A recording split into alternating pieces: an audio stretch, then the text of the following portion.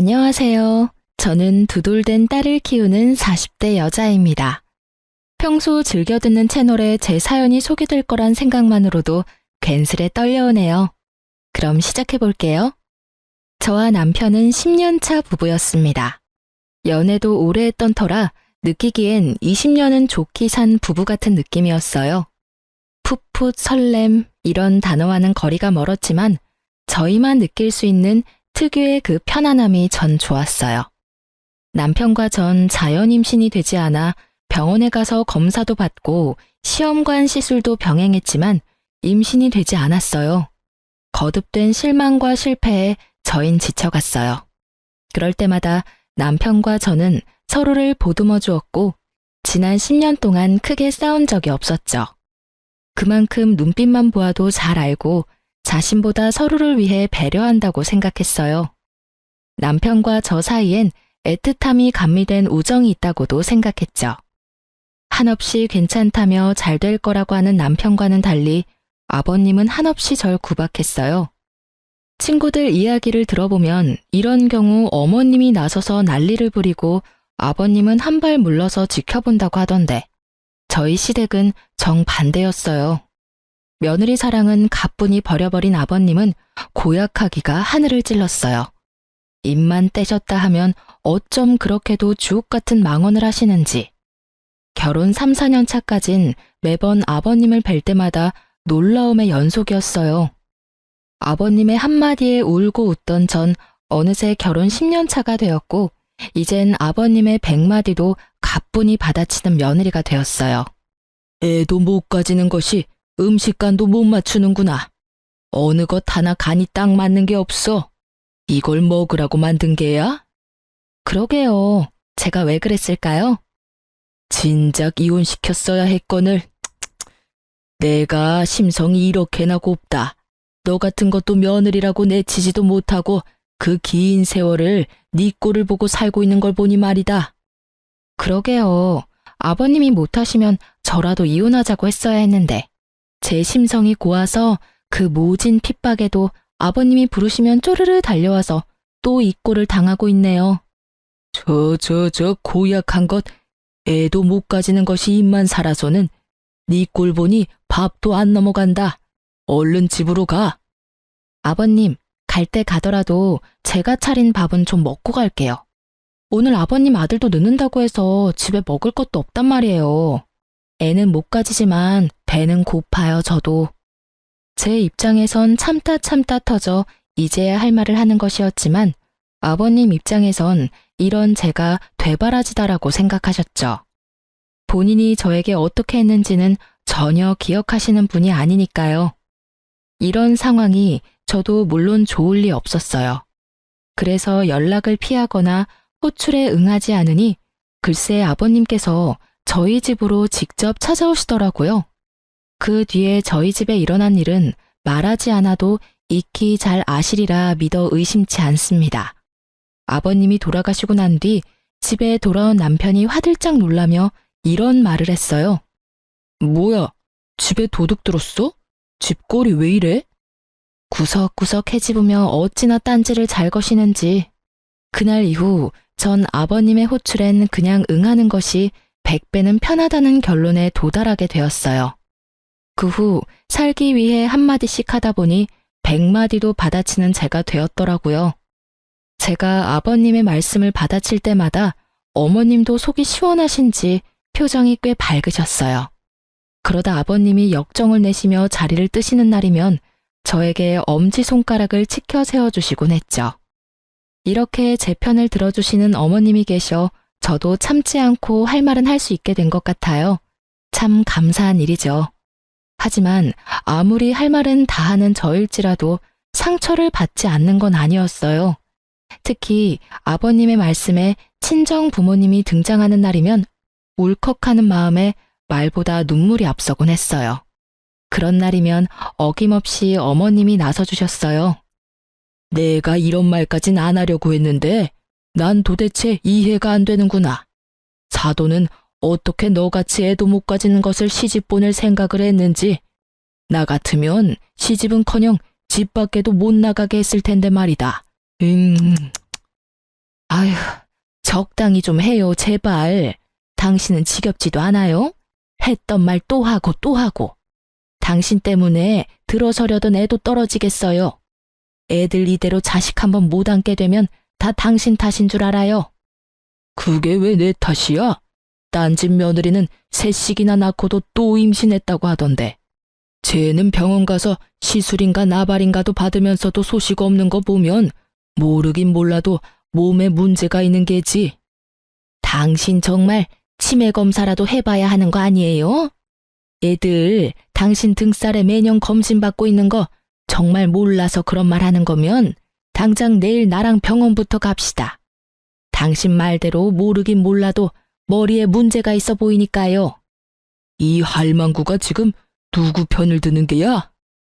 당신이 이따위로 구는데 내가 누구 편을 들겠어요? 당연히 며느리 편을 들죠. 꼴에 같은 여자라고 편드는 꼬락서니 하고는 겨 좀 그만 차고 할 일이 그렇게 없으면 들어가서 잠이나 자요. 꼴도 보기 싫으니까. 그렇게 아버님을 방으로 보내버린 어머님은 늘 제 손을 꼭 잡아주시며 말씀하셨어요. 아가, 미안하구나. 내가 이렇게 대신 사과할 테니 마음에 너무 담아두지 마라. 저런 말들 마음에 담아둬봤자 너만 병들어. 알겠지? 네, 어머님. 걱정 마세요. 하루 이틀도 아니고 저 괜찮아요. 전 늘 이렇게 대답하곤 어머님을 향해 웃어 보였고요. 그러던 결혼 10주년을 며칠 남기지 않은 어느 날, 저에게 기적이 찾아왔습니다. 축하드립니다. 임신입니다. 네? 정말 임신이에요? 예, 산모님. 그동안 정말 고생 많이 하셨어요. 노산이라 조심 또 조심하셔야 합니다. 이번에도 당연히 아니겠지 하는 마음에 찾은 병원이라서 더 기뻤어요. 진료실에서 어린아이처럼 방방 뛰고 말았죠. 특히 그 산모님이라는 호칭이 어찌나 좋았는지 몰라요. 병원을 나서는데 그야말로 구름 위를 걷는 기분이더라고요. 전 남편보다 먼저 아버님께 전화를 걸었어요. 아버님의 말씀대로 아기도 못 가지던 것이 드디어 임신을 했다는 사실을 제일 먼저 알려드리고 싶었으니까요. 네가 웬일이냐? 먼저 전화를 다 하고. 아버님, 저 지금 병원에서 나오는 길인데 저 임신했대요. 뭐? 그게 사실이야? 네, 노산이라서 조심하라고 하네요. 그거 말곤 저도 아기도 건강하대요. 심장 소리도 들었는데 신기하더라고요. 그래? 우리 아가 고생 많이 했어. 그래서 지금 병원 앞이냐? 아버님은 민망하지도 않으신지 임신 소식에 말투가 180도로 바뀌셨고, 전 그런 아버님의 말투에 웃음이 튀어나오려는 걸 겨우 참으며 답했어요. 네, 택시 타고 가려고 기다리고 있어요. 그럼 조금만 더 기다리거라. 내가 데리러 갈 테니. 네? 아니에요. 병원 오는 날이라 아침 일찍부터 설쳤더니 피곤해서 빨리 집에 가서 눕고 싶어요, 아버님. 그러냐? 그러면 집에 가서 기다리거라. 내가 갈 테니. 혹시나 먹고 싶은 거 있으면 문자 보내놓으렴 아가. 언제 들어봤는지 이젠 기억도 안 나는 호칭, 아가. 아버님은 저를 아가라 불러주시며 완전히 다른 사람이 되어 저를 대해주시더라고요. 달라도 너무 다른 언행에 당혹스럽기도 했지만 앞으로 펼쳐진 행복한 미래를 생각하니 꼭 나쁘지만은 않았어요. 이제 고생 끝, 행복 시작이라고 생각했던 것도 같아요. 아버님은 그날부터 임산부에게 좋다는 것은 다 사오셨고, 어머님은 조금이라도 무리를 하면 안 된다며 집으로 도우미를 불러주셨어요. 그리고 남편은 그동안 고생했다며 울더라고요. 당신 그동안 고생 많았지? 미안하고 고마워. 나만 고생했나 뭘? 당신도 고생했지. 그런데 당신 울어? 눈물이 계속 나네. 어이구, 남자가 울기는. 하긴 그동안 우리 고생한 거 생각하면 남자 여자 상관없이 대성통곡을 하고도 남지 뭐. 여보, 우리 이 아기 세상 밖으로 나올 때까지 잘 지켜주자. 알겠지? 알겠어. 남편과 전 임신 전보다 애틋해졌다고 생각했어요. 그것이 제 착각이라는 걸 금방 알게 되었지만요. 어찌되었든 그때 전 행복했어요. 혹시나 하는 마음에 하루하루가 노심초사였지만 그조차도 행복하더라고요. 뱃속의 아기는 잘 자라주었고 남편이 바빠 함께 검진 간 적이 없다는 것만 빼면 남편에게 불만도 없었고 사이도 좋았어요. 무엇보다 아버님이 너무 잘해주시니 그것만으로도 너무 좋았죠. 그렇게 전 결혼 생활 10년을 통틀어 가장 행복한 시간을 보내고 있었어요. 제 행복이 끝나던 날은 뱃속의 아기가 딸이라는 소식을 들은 날이었어요. 전 전화를 기다리고 계실 아버님께 전화를 걸었어요. 아버님, 저예요. 뭐래니? 아들이지? 그치? 그게요, 그게 말이죠. 딸이래요. 뭐? 딸이래요, 아버님. 제 차 딸임을 확인한 아버님은 그냥 전화를 끊어버리셨어요. 섭섭해 하실지는 알았지만 생각보다 과한 반응에 당황스러움이 몰려오며 걱정이 되더군요. 제 우려는 현실이 되었고 아버님의 귀한 대접은 더 이상 없었습니다. 대접은커녕 임신 전보다 더 심해지셨죠.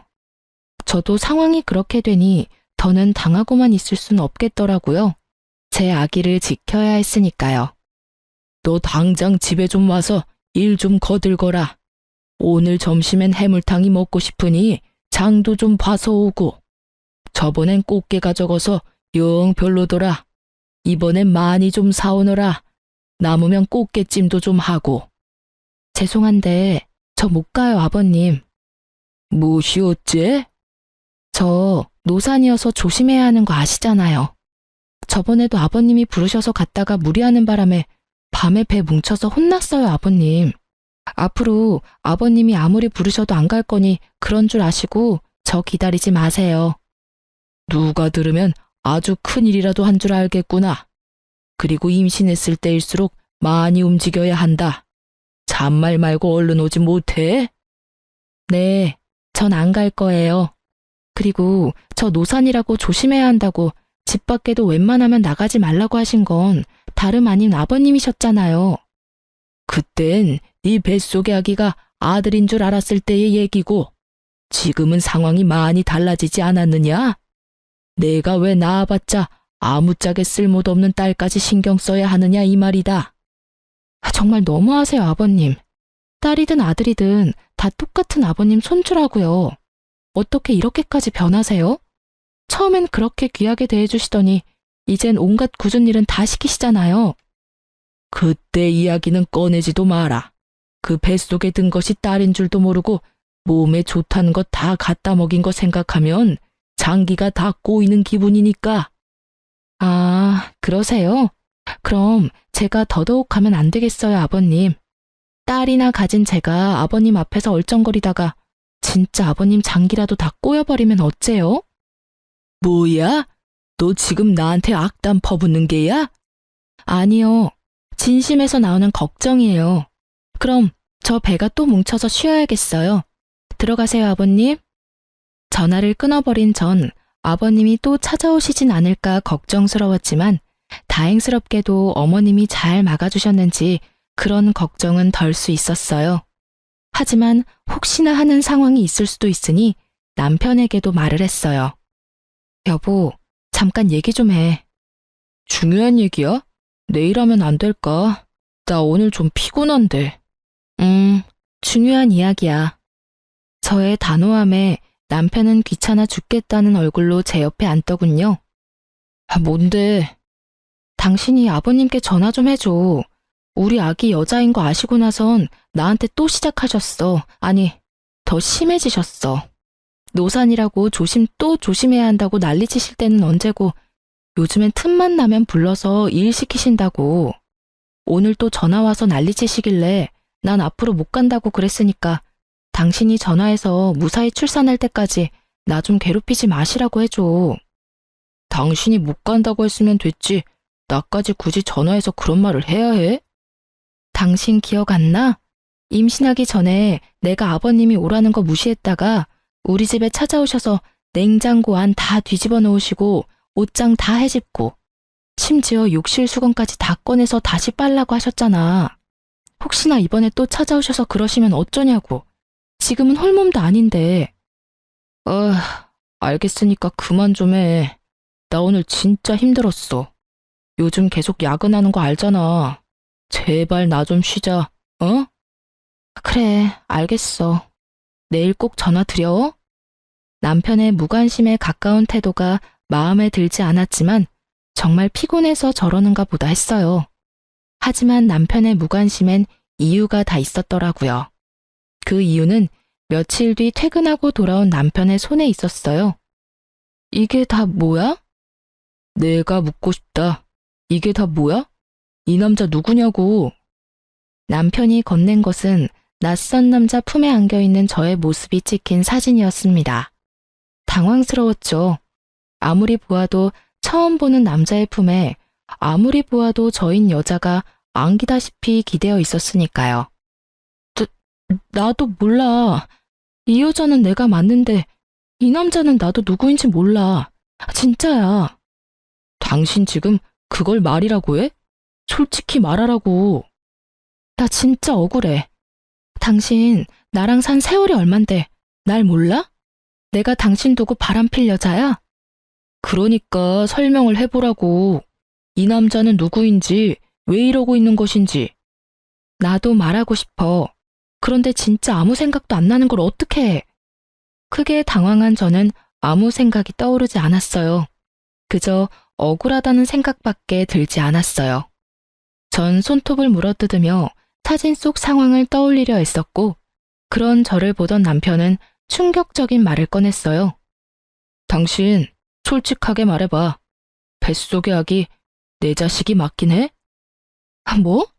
당신 방금 뭐라고 그랬어? 당신 자식이 맞냐니? 그러면 우리 아기인데 당연히 당신 자식이지. 누구 아기겠어? 아니, 상황이 그렇잖아. 갑자기 이런 사진은 회사로 오지를 않나. 당신은 자세한 설명도 없이 억울하기만 하다고 하지. 입장 바꿔 당신이 나라면 의심 안 되겠어? 나 이 사진 보는데 진짜 당신한테 배신감도 들고 믿을 수도 없어서 당장 이혼하고 싶은 거. 우리 함께한 세월이 있으니 마지막으로 변명이라도 들어보려고 온 거야. 그런데 아무 말도 못하는 당신 보니까 정말 실망스럽다. 전 정말 억울해 미칠 것만 같았습니다. 정말 기억이 안 나서 할 말이 없는 것인데 없는 기억을 만들어낼 수도 없는 노릇이고 너무 억울하더라고요. 아무 말도 하지 못하고 남편이 하는 말만 죄인처럼 듣고 있던 그때 제 머릿속에 번쩍하고 기억 하나가 스쳐가더라고요. 사진 속 그날의 기억이요. 전 최대한 차분히 그날의 기억을 남편에게 전달하려 애썼어요. 아, 나 기억났어. 그날 어머님이 편찮으시다는 연락받고 식사라도 챙겨드려야겠다 싶어서 장 보고 나오던 길이었는데 그 남자랑 부딪혔어. 그 바람에 장 본 걸 다 떨어뜨렸고 급하게 줍고 일어나는데 갑자기 너무 어지러운 거야. 당신도 알잖아. 나 임신하고 빈혈 심해진 거. 내가 갑자기 비틀거리니까 그 남자가 부축해주더라고. 나도 너무 어지럽고 쓰러질 것 같아서 모르는 사이에 기댄 것 같은데 그 타이밍에 이런 사진이 찍혔나 봐. 그러고 나서 그 남자가 가방에 임산부 배지를 보고선 날 부축해서 택시 타는 곳까지 데려다 주더라고. 정말 그게 다야. 남편은 헛웃음을 지어 보였지만 사진의 진실은 이것이었어요. 심지어 제가 그 남자에게 기대었다는 것도 사진을 보고 알았을 정도로 찰나의 순간이었고요. 저의 설명에도 남편의 눈빛은 차가웠고 저는 지은 죄도 없는데 괜히 남편의 눈치를 살피고 있었어요. 그 순간 남편의 입에선 단 한 번도 상상할 수 없는 말이 흘러나오더라고요. 우리 이혼하자. 뭐? 이혼? 당신 진심이야? 나 당신 못 믿겠어. 지금 당신이 하는 말 다 거짓말 같고 당신 뱃속에 있는 아기도 의심스러워. 당신 내 성격 알지? 한 번 아니면 끝인 거. 지금이 그래. 이미 당신을 의심하기 시작해버렸고 쉽게 돌릴 순 없을 것 같아. 여보, 진짜 아니라니까. 내가 어떻게 해주면 믿을래? 그래, 유전자 검사라도 해줘. 그럼 되겠어? 다 오해라잖아. 이런 일로 우리가 이혼한다니 그게 말이나 된다고 생각해? 그 뒤로도 저는 남편을 설득했지만 소용없더라고요. 남편은 확고했고 저의 애원에도 단호하게 뿌리친 남편은 간단한 짐을 챙겨 집을 나가버리더라고요. 믿기지 않는 상황에 눈물도 나지 않았어요. 고작 이런 사진으로 17년 세월이 물거품이 되어버렸다는 사실이 아무리 생각해도 믿기지 않았으니까요. 전 뜬 눈으로 밤을 지새웠고 시부모님의 도움을 구해보고자 시댁으로 향했어요. 대문 앞에 선 저는 크게 심호흡했어요. 어떻게 말을 꺼내야 할지 모르겠더라고요. 숨을 고른 전 벨을 눌렀고 인터폰을 통해 아버님의 목소리가 들려왔어요. 누구세요? 저예요, 아버님. 문 좀 열어주세요. 문은 열리지 않았고 대신 아버님이 나오셨어요. 손에 물이 가득 담긴 대야를 든 아버님이요. 지금 뭐 하시는... 아버님은 대야 가득한 물을 저에게 들이부으셨고 전 그야말로 물에 빠진 생쥐꼴이 되었어요. 갑작스런 물벼락에 깜짝 놀란 제가 소리를 지르니 아버님이 더 큰 소리로 호통을 치더라고요. 여기가 어디라고 찾아와? 네, 다 들었다. 어디 감히 네가 주제도 모르고 바람을 피워?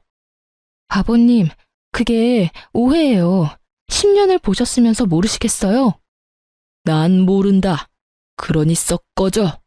한 번만 더 찾아오면 물이 아니라 오물을 뿌려버릴 테니 찾아올 생각은 하지도 마라. 저런 배은망덕한 것 같으니라고. 아버님, 아버님, 아버님! 저는 애타게 아버님을 불러보았지만 아버님은 참 냉정히도 들어가 버리시더라고요. 진짜 딴 남자한테 곁눈질이라도 준 적이 있었다면 이렇게 억울하진 않았을 텐데. 오해에서 비롯된 상황 때문에 물벼락까지 맞아버리니 말 그대로 미치고 팔짝 뛰겠더라고요. 전 그대로 남편의 회사로 찾아갔고 회사 앞에서 웃으며 나오는 남편과 마주할 수 있었어요. 처참한 몰골의 저와는 달리 밝게 웃는 남편을 보는데 배신감이 확 밀려오더라고요. 쫄딱 젖은 저를 발견한 남편은 밝았던 표정은 온데간데 없어지고 잔뜩 굳은 표정으로 저를 인적 드문 골목으로 데리고 갔어요. 지켜보는 눈이 사라졌다 싶으니 저를 잡았던 손을 신경질적으로 놓고는 말을 꺼냈어요. 당신 제정신이야? 회사 앞에 찾아오면 어떻게 해? 그것도 이 꼴을 하고선 누구 개망신 주려고 작정한 거야? 도대체 생각이 있어 없어? 당신은 지금 당신 망신당할 걱정밖에 안 돼? 내가 어쩌다 이렇게 홀딱 젖었는지, 우리 아기는 괜찮은지 그런 걱정은 전혀 되지 않는 거야? 내가 바람 피운 당신이랑 누구 자식인지도 모르는 아기 걱정까지 하길 바라는 거야? 나한테 너무 과한 걸 바라는 거 아니야? 오해라고 했잖아. 아니라고. 난 정말 아니라니까? 당신 이러는 거 진짜 사람 질리게 하는 거 모르지? 뭐? 사실 이젠 그 사진이 오해든 아니든 상관없이 당신이란 여자랑 더 못 살 것 같아. 부부 사이에 믿음이 없는데 어떻게 같이 살아? 몸도 무거운데 괜히 고생하고 다니지 말고 그냥 이혼해. 마지막 부탁이야. 그럼 나 가볼게. 남편과 저 사이엔 그래도 우정 정도는 남았겠지 했는데 냉정하게 돌아서는 남편을 보니 저도 오만정이 떨어지더라고요. 그러면서 모든 상황이 받아들여지며 그제야 눈물이 나기 시작했어요. 전 그대로 주저앉아 배를 감싸 안고 울었어요. 저보다 아기가 더 불쌍해 눈물이 멈추지 않더라고요. 하염없이 울고만 있던 그때 어떤 남자가 다가왔어요. 전 인기척에 고개를 들었고 그 남자의 얼굴을 확인하는 순간 자리에서 벌떡 일어설 수밖에 없었어요. 그 남자는 바로 사진 속 그 남자였어요. 맞죠? 그때 저 도와주셨던 분 맞으시죠? 네, 맞긴 한데 움직일 수는 있으시죠? 괜찮다면 여기서 먼 곳으로 가서 드릴 말씀이 있는데 괜찮으실까요? 네. 저도 부탁드릴 게 있어요. 가시죠. 저와 그 남자는 택시를 타고 남편의 회사에서 꽤 떨어진 카페에 도착했고, 그곳에서 전 충격적인 이야기를 들을 수 있었어요. 정말 죄송합니다. 전 진짜 일이 이렇게까지 될지 모르고 청 부장님이 시키는 대로 했을 뿐인데, 정말 죄송합니다. 죄송하다니요? 그리고 성 부장님이라면 저희 남편이요? 네, 그게 부장님께서 사모님 골탕 좀 먹이려고 그런다고 사진 몇 컷만 찍혀주면 된다고 하셔서 그런 짓까지 하게 됐습니다. 기껏 골탕이나 먹이려고 이런 짓까지 해야 하나 싶기도 했지만 부탁만 들어주면 승진은 보장된다는 부장님 말씀에 깊이 생각하지 못하고 사모님께 큰 잘못을 저질렀어요. 정말 죄송합니다.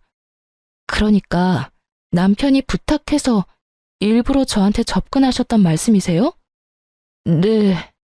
저희 남편이 왜요? 도대체 저희 남편이 왜 저한테 그런 짓까지 하냔 말이에요. 그게, 그 뒤에 안 사실인데, 알고 보니 성 부장님 저희 회사 신입사원이랑 바람을 피우고 계시더라고요. 저도 정말 몰랐어요. 우연히 두 사람 손잡고 가는 모습을 보고 저도 정말 많이 놀랐어요. 그래서 어떻게 해야 하나 고민하는 와중에 오늘 사모님 모습을 보는데 이대로는 안 되겠다 싶어서 말씀드리게 됐어요. 정말 죄송합니다. 갑자기 변한 남편의 태도가 모두 이해가 되며 퍼즐이 완성된 느낌. 남자의 말에 의하면 남편과 상간녀의 관계는 제가 임신하기 전부터 시작된 것 같다고 했어요. 상간녀는 당연히 남편이 유부남인 걸 알고 시작했고, 회사 내에서 두 사람의 관계를 아는 사람은 본인뿐이라고 하더라고요. 남편과 상간녀는 남자가 아는 줄은 전혀 모르고요. 말을 듣는데 제가 임신 사실을 알렸을 당시 남편이 흘렸던 눈물이 생각나더라고요. 그리고 알게 되었죠. 그 눈물은 기쁨이 아니라 슬픔이라는 사실을요. 아무리 상간녀가 좋아 죽을 것만 같아도 그렇지 어떻게 뱃속에 아기까지 부정하며 저를 모함할 수가 있는지. 제가 알던 남편의 모습과는 달라도 너무 다른 모습에 충격이 컸어요. 하늘이 무너진다는 기분이 이런 기분인가 싶었어요. 한참을 멍하니 있던 저는 남자의 계속되는 사과에 겨우 정신을 차리고 말했어요. 그렇게 미안하면 제 부탁 좀 들어주세요. 아니, 들어주셔야 할 거예요. 어떤 부탁이요? 제 남편하고 그 여자 함께 있는 모습 사진 찍어서 저한테 좀 보내주세요. 이대로 이혼하기엔 제가 너무 억울해서 안 될 것 같아서요. 그쪽이 도와주면 제 억울함이 많이 풀릴 것 같은데 할 수 있겠어요? 네, 알겠습니다. 제가 한 짓도 있으니 제가 앞으로 사모님의 조력자가 되어드리겠습니다. 제가 불쌍했던 남자는 그렇게 저의 조력자가 되었고 그날 이후 저에게 큰 도움이 되었어요. 집으로 돌아온 전 따뜻한 물에 몸을 녹이고 따뜻한 차도 마셨어요. 그리곤 남편에게 전화를 걸었죠. 왜 또? 날이 선 남편의 반응에 당장이라도 욕이 나올 것 같았지만 전 더 큰 통쾌함을 위해 꾹 참고 대답했어요. 이혼하자. 당신 소원대로 이혼해 줄 테니까 우선 집에 들어와. 이번 주는 나도 바쁘고 다음 주에 법원 가자. 법원 가기 전까진 집에 들어와서 남편으로 해야 할 도리를 다해. 당신이랑 나랑 연애까지 다 합치면 17년인데 이대로 끝내는 건 함께한 날들에 대한 예의가 아니지 않아? 그래. 내가 집에만 들어가면 확실하게 이혼은 하는 거지? 당신이 이혼하지 말자고 울고불고 매달려도 할 거니까 집에나 들어와. 그리고 이 집은 내가 가질게. 이 집 살 때 내 돈이 더 들어갔던 거 기억하지?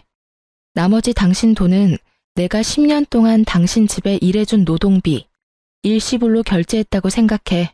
괜찮지? 그래. 그러자. 그럼 다음 주에 법원 가는 걸로 알고 있을게. 이혼이 급한 남편은 제 요구를 받아들였고 전 쉽게 집을 챙길 수 있었어요. 그날 저녁 남편은 11시가 넘어서야 집으로 돌아왔고 거실 소파에서 자더군요. 전 잠든 남편을 재차 살피곤 조용히 남편의 휴대전화를 들고 방으로 들어왔어요.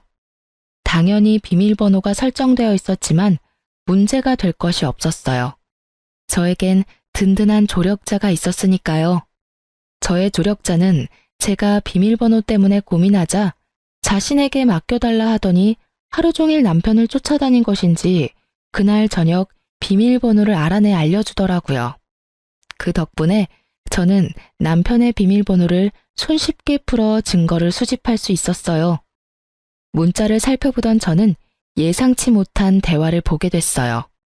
그것은 남편과 아버님의 대화였는데 내용이 충격 그 자체였죠.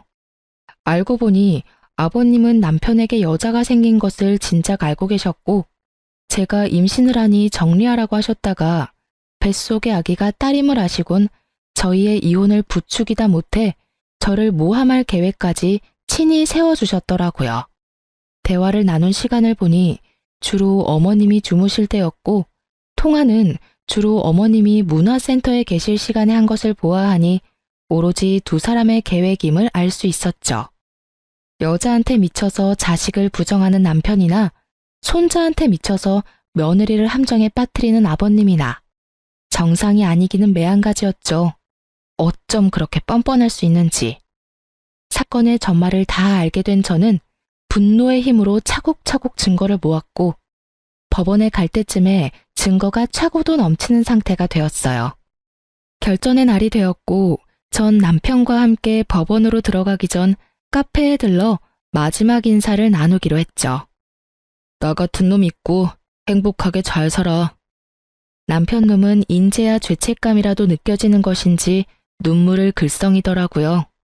이젠 참을 필요가 전혀 없는 저는 이제껏 모았던 사진을 남편 놈의 얼굴에 던지며 말했어요. 눈물 떨어뜨리기 전에 이거부터 봐. 이게 뭐야? 뭐긴 뭐야. 사실 바람은 네 놈이 피고 있었다고 뒷받침해주는 증거들이지. 그게 무슨 말이야, 바람이라니. 말도 안 되는 소리 그만하고 이제 법원 가자. 이혼해야지. 얼굴에 핏기라곤 없는 남편 놈은 발뺌하기 시작했고 전 나머지 증거들도 보여주었죠. 이건 너랑 그 여자랑 나눈 대화. 이건 네 사진첩에 있던 두 사람의 다정한 모습. 이건 너랑 네 아버지가 나눈 대화. 이래도 발뺌할 거야? 이게 다 너 때문이잖아. 그러게 10년 동안 안 되던 임신이 왜 갑자기 돼서는 날 이렇게까지 하게 만들어?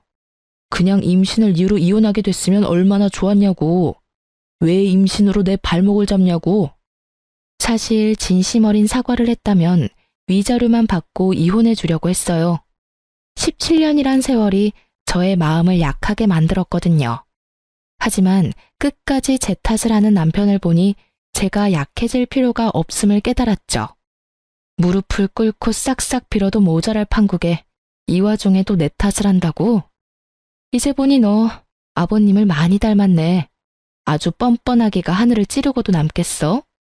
내가 그간 함께한 세월을 생각해서 적당히 하고 넘어가 주려고 했는데 너 하는 꼴을 보니 적당히 해선 안 될 것 같네. 일단 위자료는 당연히 받아낼 거고 상간녀 소송도 진행할 거야. 신입사원이라고 하던데 걔는 돈 좀 있어? 없으면 당신 대신 줘도 되니까 한 푼도 빼지 말고 다 내놔야 할 거야. 상간녀 소송? 꼭 그렇게까지 해야겠어? 꼭 그렇게까지 네가 했던데?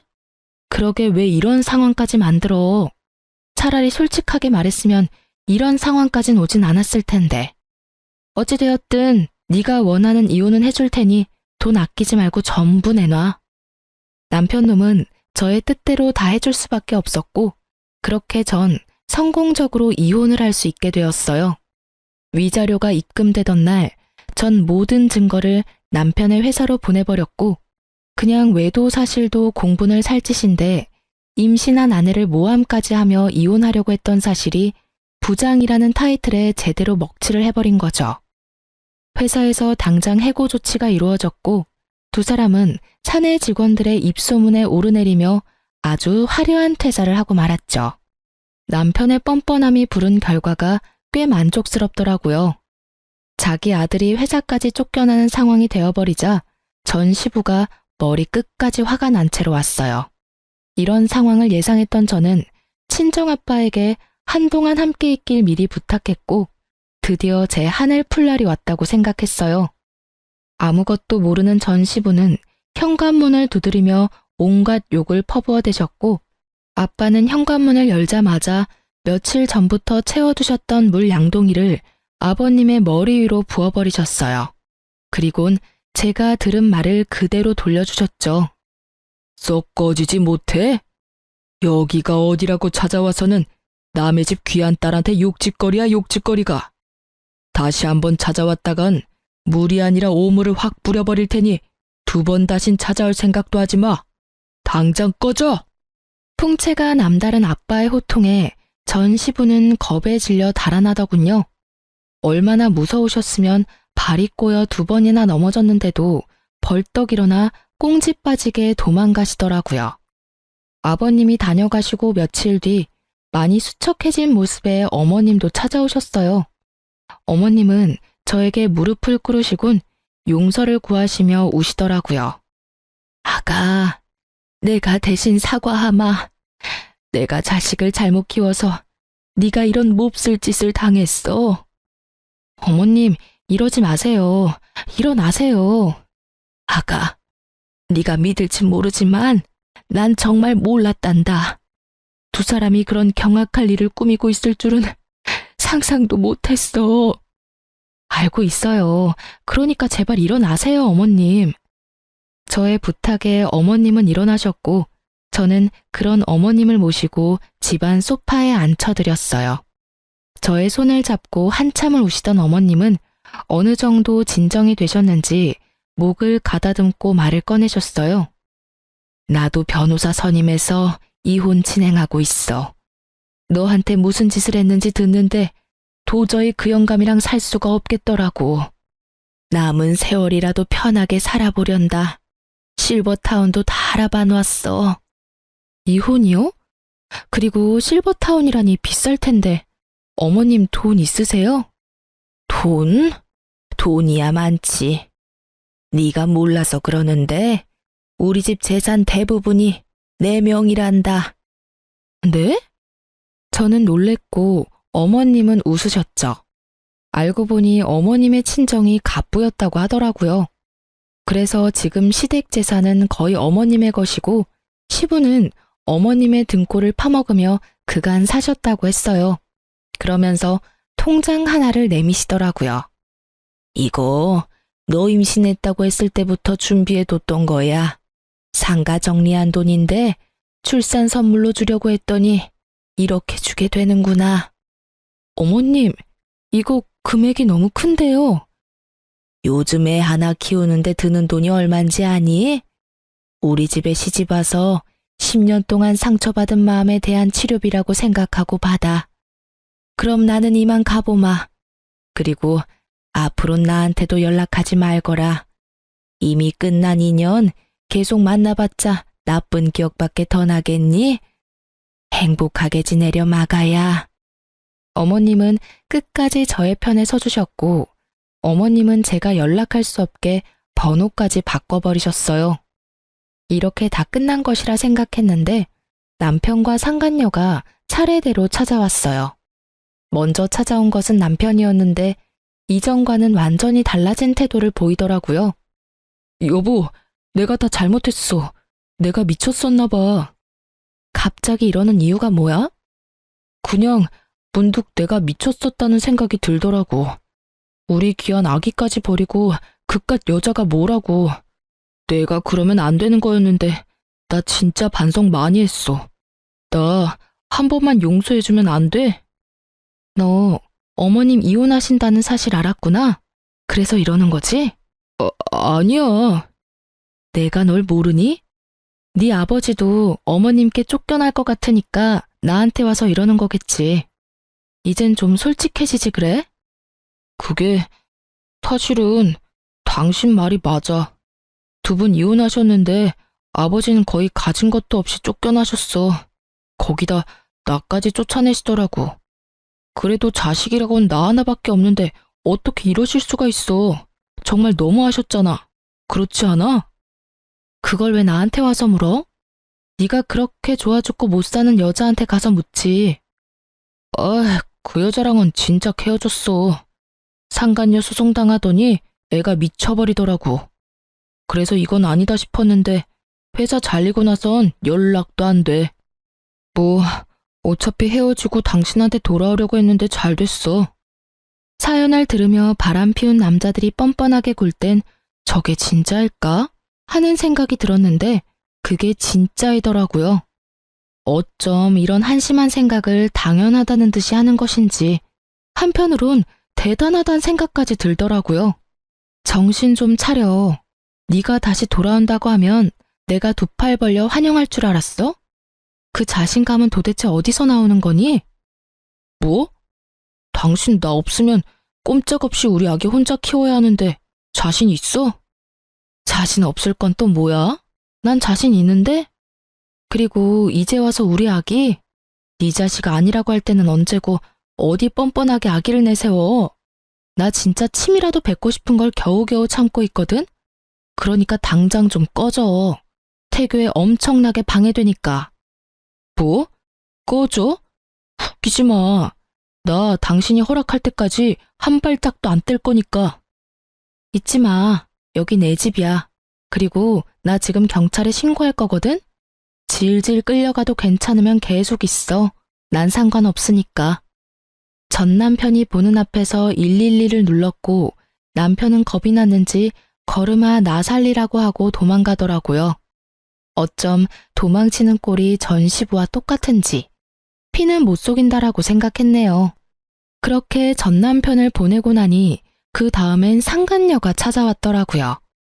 사실 회사로 증거를 보낼 때 상간녀의 집과 그 부모님들이 일하는 학교로도 증거를 보냈었어요. 상간녀의 집은 교육자 집안이었는데 듣기론 이런 구설수를 제일 기피한다고 들었던 터라 고민 없이 증거를 보냈어요. 상간녀의 죗값은 그 부모가 알아서 주길 바랬으니까요. 저의 뜻대로 된 것인지 저를 찾아온 상간녀의 몰골은 엉망이었어요. 여긴 무슨 일이죠? 사모님, 제가 정말 잘못했어요. 저 부장님이랑 헤어졌어요. 그러니까 저 한 번만 용서해 주시면 안 될까요? 용서? 내 용서가 필요해서 여기까지 찾아왔니? 그게 사실은요. 계속해서 말끝을 흐리는 상간녀에게 전 단호하게 밀어붙였어요. 시간 끌지 말고 본론만 해. 그게 사모님이 저희 부모님 좀 만나주시면 안 될까요? 만나서 다 오해였다고 말씀 한 번만 해주시면 안 될까요? 뭐?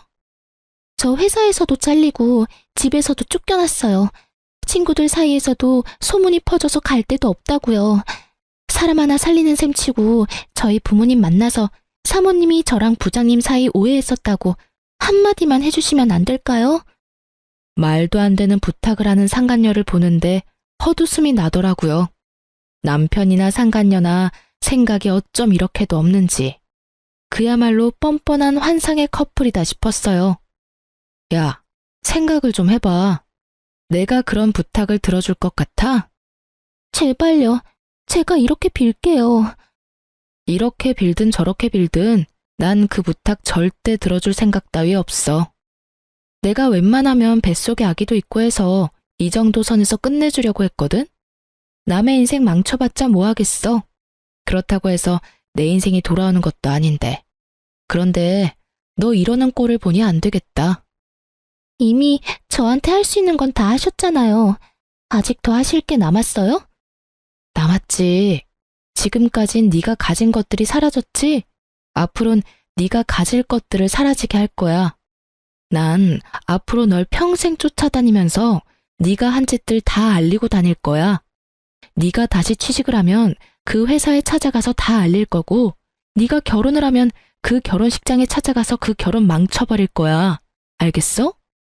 사모님, 꼭 그렇게까지 하셔야겠어요? 제가 이렇게 빌잖아요. 제가 불쌍하지도 않으세요?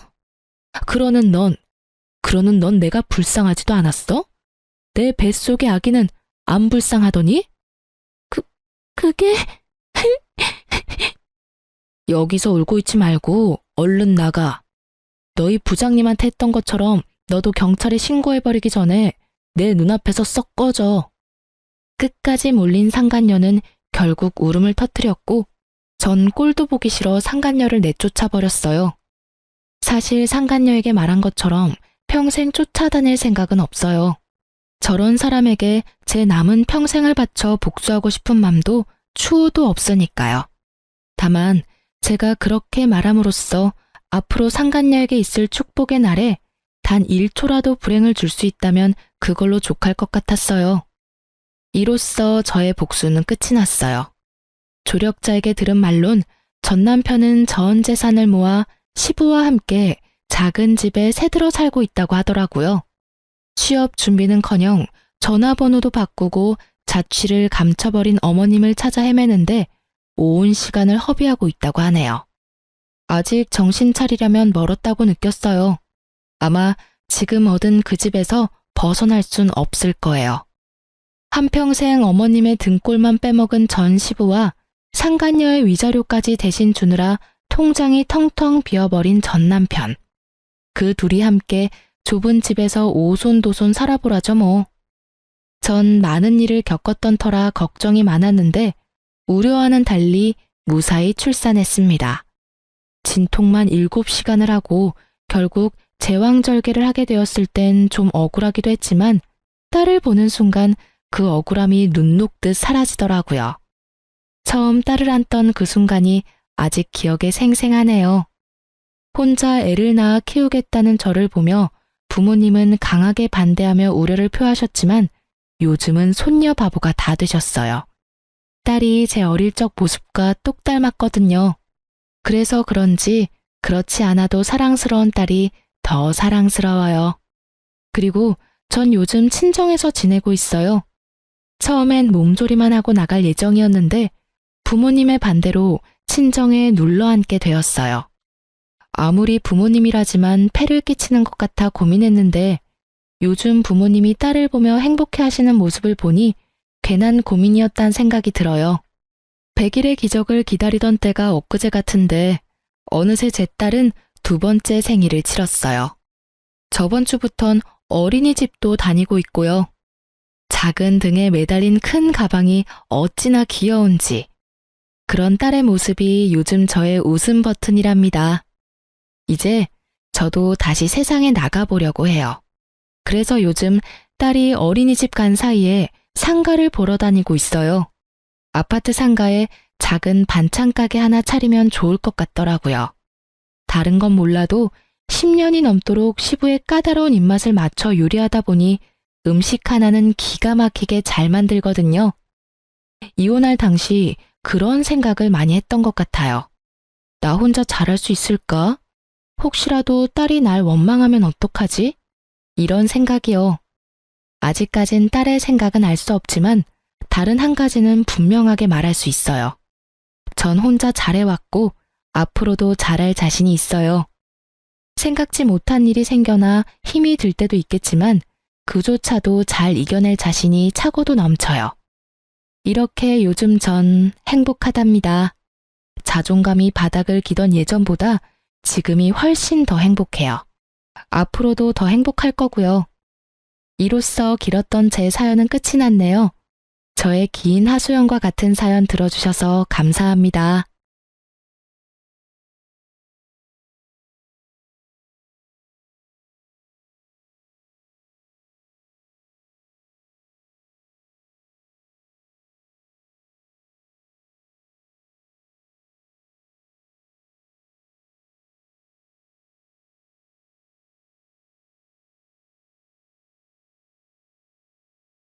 안녕하세요, 청취자 여러분. 저는 30대를 한창 달리고 있는 여자로 최근에 알턴 일을 확 뽑아버린 사건을 겪고 속이 시원해져서 사연을 공유해보고자 이곳을 찾아왔습니다. 물론 여기에 올려진 사연 전부를 소개해 주시는 건 아니라는 걸 알고 있지만 그래도 제 사연이 여러분들께 소개가 된다면 뿌듯하기도 하고 재미있을 것 같기도 하네요. 사람이 참 대외적인 모습, 겉으로 꾸며진 것만 보고 판단하면 안 된다는 것을 이 나이 먹도록 실감하지 못하고 있다가 이제야 알게 되었습니다. 제가 얼마나 바보 같은 삶을 살아왔는지를 깨닫고 알에서 깨어나오게 되었는데 아직도 알 속에서 꿈틀거리는 사람들이 많다는 걸 알게 되어 이렇게 글을 올려봅니다. 저처럼 알 밖으로 나오는 게 무서우신 분들이 있다면 부디 제 사연을 들어주시고 두려움을 이기고 그 자리를 박차 나오시길 바랄 뿐이랍니다. 도대체 어떤 일을 겪었길래 이렇게 비장하게 말을 하나 싶으시죠? 지금부터 제 사이다 같은 사연 목구멍으로 꼴깍 넘기실 수 있도록 이야기를 시작하겠습니다. 끝까지 저와 함께 달려주시면서 마지막에 저에게 꼭 잘했다, 용감하다 한마디씩 해주신다면 더할 나위 없이 기쁠 것 같습니다. 그럼 저의 제정신 아닌 시댁, 다시 한번 엉덩이를 발로 차주고 싶은 그 가족들의 이야기를 시작해 보도록 하겠습니다. 저는 어릴 적부터 부족함 없이 하고 싶은 건 뭐든지 할 수 있게 해주시는 부모님 밑에서 자라 구김살 없어 오냐 오냐 예쁘다는 소리만 들으면서 자랐습니다. 부모님께서는 그 어떤 사랑보다 더 귀한 사랑을 주시면서 저의 몸도 마음도 다치지 않게 보살펴 주시면서 저를 키우셨습니다. 저희 집은 상당히 재력이 있는 집안이었기 때문에 어릴 때부터 저는 가지고 싶은 것과 하고 싶은 것들을 부족함 없이 채우며 건강하게 자랄 수 있었습니다. 하지만 공부에는 그다지 재능이 없었기 때문에 부모님께서는 저에게 일찌감치 악기를 하나 가르쳐 주시기 시작하셨습니다. 남들 다 거쳐가는 피아노로 시작했지만 피아노는 재미가 없어서 그만두었고 어머니를 따라서 바이올린을 전공하게 되었습니다. 저희 어머니께서는 오랜 시간 바이올린을 연주하셨고 대학 강단에서 강의도 하셨던 재능이 출중한 분이셨기 때문에 저 또한 어머니를 따라 바이올리니스트가 되었습니다. 하지만 어머니처럼 거창하리만큼 실력이 대단하여 알아주는 전공자는 아니었고 그럭저럭 중간은 하는 연주자였는데 운이 꽤 좋았습니다. 제가 바이올린으로 엄청난 성공을 거두지 않아도 먹고 사는 데엔 문제가 없을 정도로 저희 집이 넉넉한 편이었거든요. 어머니네 집안이 대대로 부동산으로 부를 쌓아 오신 집안이었고 아버지께서는 국내 항공사의 임원직을 맡아 일을 하고 계셨기 때문이었습니다. 어머니의 집안에서는 평생 먹고 사는데 부족함이 없을 부를 쌓으셨기 때문에 저희 가족은 경제적인 여유로움에서 자유를 얻으며 살고 있었습니다. 저희 부모님의 걱정은 오로지 저 하나였는데 제가 사춘기를 지낸 이후부터 부모님께서는 세상에 월급쟁이만큼 안정적인 사람도 없다며 그런 남자를 만나라고 하셨습니다. 집으로 월급을 또박또박 가져다주는 직장에서 일을 하고 있는 사람을 만나라고요. 물론 부모님께서 말하는 직장이 평범한 기업은 아니긴 했지만요. 제가 대학을 졸업한 이후부터는 하루빨리 가정을 이뤄 평범하게 일상을 보내면서 살길 바라셨습니다. 제가 그렇게 모험적인 성격은 아님에도 불구하고 부모님 눈에는 평생 제가 어린아이로만 보이는지 든든한 남자를 만나서 부족함 없이 살길 바라셨습니다. 부모님의 등살에 저는 마치 결혼이 목표인 사람처럼 굴기 시작했고 제가 30살이 되자마자 선을 보러 다니기 시작했는데 마땅히 괜찮은 남자를 한 명도 만나지 못했습니다. 다들 하나같이 나이가 많거나 배가 나왔거나 머리숱이 많이 비었거나 나이가 비슷하면 성격에 문제가 있다거나 하는 불필요한 부분이 먼저 보이기 시작했습니다. 그러다 보니 선을 보러 다니는 것이 조금 지쳤고 제가 운명을 느낄 만한 사람은 이 세상에 존재하지 않는 건가 하는 생각까지 들게 되었습니다. 주위에서는 저에게 결혼정보업체에 가입을 해보라고 이야기를 하기도 하고 실제로 업체 측에서 가입 권유를 받기도 했었습니다. 하지만 그렇게까지 해서 돈을 써가며 남자를 만나고 싶다는 생각은 별로 들지 않더라고요. 선자리는 다 주변 지인분들께서 해주신 자리라 부담이 없기도 했고요. 결혼정보업체는 마치 저를 포장해서 선물 가게에 진열해 놓는 듯한 느낌이 들어서 별로 내키지가 않았습니다. 어머니께서 아는 사람들을 통해 선자리를 받는 게 오히려 인증 같은 것도 좀 더 확실히 되는 느낌이고 운명의 상대를 만나진 못했지만 희망을 걸고 있었습니다. 하지만 저는 30 중반이 막 넘어설 때까지도 괜찮은 사람을 만나지 못했고, 제 친구들은 먼저 시집을 가 육아를 시작하게 되었습니다. 제가 눈이 높은 것도 아닌데 괜찮은 사람을 만나지 못하니 점점 자존감이 떨어졌고, 친구들도 저에게 아무나 만나라는 식으로 이야기를 하더라고요. 동화 속 주인공도 아닌데 한눈에 반할 만큼 괜찮은 왕자님을 어디서 만나겠냐며 적당히 조건 보고 결혼을 하라는 소리를 들으니까 점점 그렇게 해야 하나 하는 굴레에 갇히게 되었습니다. 그러던 어느 날 어머니 지인분이 정말 괜찮은 사람이 있다고 한 번만 만나보라고 어머니를 통해서 자리를 마련해 주셨습니다. 그 자리에서 만나게 된 사람이 바로 제 남편이었는데, 처음에는 남편의 인상이 강렬하고 선이 두꺼운 마초 같은 남자 이미지라서 호감이 가긴 했습니다. 저는 비리비리한 사람보다는 체격도 좋고 얼굴선이 굵어서 진하게 생긴 사람을 좋아했는데, 남편이 딱 제 이상형에 가까운 얼굴을 가지고 있었거든요. 매너도 깔끔하고 성격도 좋고 저에게 잘 맞춰주는 사람이라 괜찮다 싶어서 두어 번 더 만나게 되었는데, 남편이 5번째 만남에 저에게 그러더라고요. 이렇게 의미 없게 만나봐야 서로에게 가식적인 모습만 보여주게 될 것 같으니 이런 단계를 전부 건너뛰고 결혼을 하자고 말입니다. 고백도 얼마나 마초 스타일로 하던지 저는 홀라당 반해버리고 말았습니다. 그 전에 만났던 뭔가 하나씩 부족했던 사람들과 비교했을 때 제 남편은 백마탄 왕자님이나 다름없는 사람처럼 보였습니다. 외적인 모습에서만 봐도 자기 관리가 잘 되어 있고 입고 다니는 옷도 멀끔하고 패션 센스도 있었고요. 경제적으로도 무척이나 안정되어 있는 사람이었습니다. 제 남편 직업이 변호사거든요.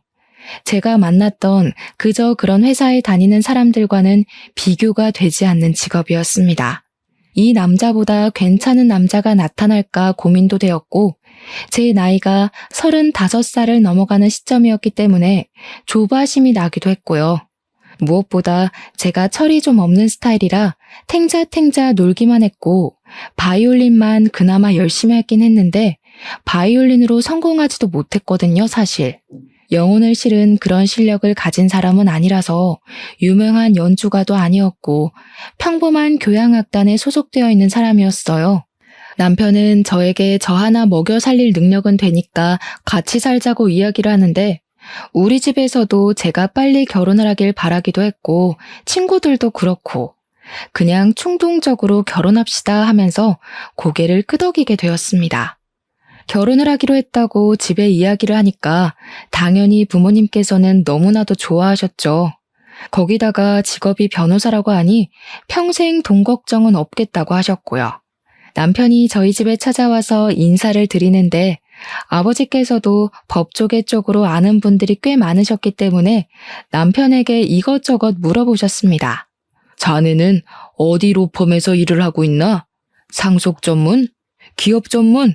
아니면 기업에 소속된 변호사인가? 아니요. 저는 땡땡 변호사 사무실에 있습니다. 아버지는 처음 듣는 로펌 이름인지 고개를 갸우뚱하시면서 어디에 있는 로펌이냐며 대표가 누구냐 이런 질문을 하셨는데, 남편이 뻔뻔하게 대답을 하더라고요. 본인 대학 선배가 대표로 있는데 같이 하자고 해서 다른데 취업하기도 어렵고 그냥 거기 들어가서 사건이 들어오면 수임료 챙기면서 일을 하고 있다고 했습니다. 저도 남편이 변호사라는 것만 알고 있었지 한 달에 얼마를 버는지 얼만큼 일이 들어오는지까지는 모르고 있었기에 조금 놀랐죠. 남편은 거기서 말을 아끼지 않고 변호사들도 좋은 로펌에 가야 돈을 많이 버는데 자기는 그런 급은 아니라면서 며칠 동안 사건이 없는 날도 있어요 하면서 웃는 게 아니겠습니까? 그 말을 듣자마자 아버지의 표정이 상당히 미묘하게 구겨지는데, 사건이 없으면 수임료도 없는 거니까 한마디로 무급이라는 소리를 하고 있는 게 아니겠습니까? 저는 남편이 너무 솔직하게 모든 걸 털어놔버린 바람에 놀라서 사례가 들리고 말았고 연신 기침을 뱉어야 했습니다. 그 이후에 상견례 자리를 가지게 되었는데 그 자리에서 이런저런 이야기를 나누다가 남편의 사무실에 사건이 없다는 이야기가 다시 한번 나오게 되었습니다. 남편은 부끄러움도 없는 건지 자신이 돈을 많이 벌지 못하는 변호사임을 계속 강조했고 부담스럽게 저희 집에 잘 부탁드린다는 이야기를 하더라고요. 아무래도 아버지께서 이리저리 아는 분들도 많으시고 국내 유명 항공사의 임원으로 계시니 콩고물이 떨어지기를 바라는 것 같았습니다. 저는 그 상견례 자리에서 그런 이야기가 나오는 것에 불편함을 느끼고 남편에게 조용히 그만하라는 식으로 이야기를 했는데 그걸 시모가 본 것 같았습니다. 시모가 눈을 뾰족하게 뜨면서 그 자리에서 저에게 핀잔 섞인 말투로 이야기를 하더라고요. 변호사 되는 게 뭐 쉬운 일인 줄 아니? 사건이 없으면 세상이 평화롭고 좋다는 뜻인 거지. 앉아서 악기만 다룬 애가 이 섬세한 직업을 뭘 알겠니? 악기를 다루는 일이 얼마나 섬세한 작업인데 우리 딸에게 그런 소리를 하십니까? 시모가 저를 꾸짖듯이 이야기를 하자 어머니께서 순간 발끈하셔서 시모에게 한 소리를 하셨습니다.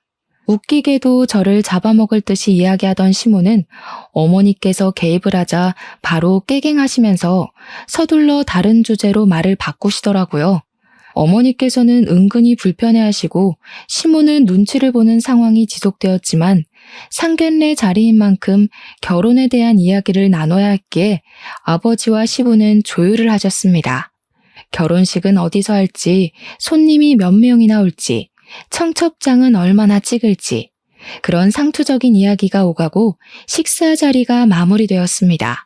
끝까지 어머니께서는 불편해하셨고 시모는 우리 집이랑 사돈을 맺고 싶긴 했는지 그런 어머니의 비위를 맞추시더라고요.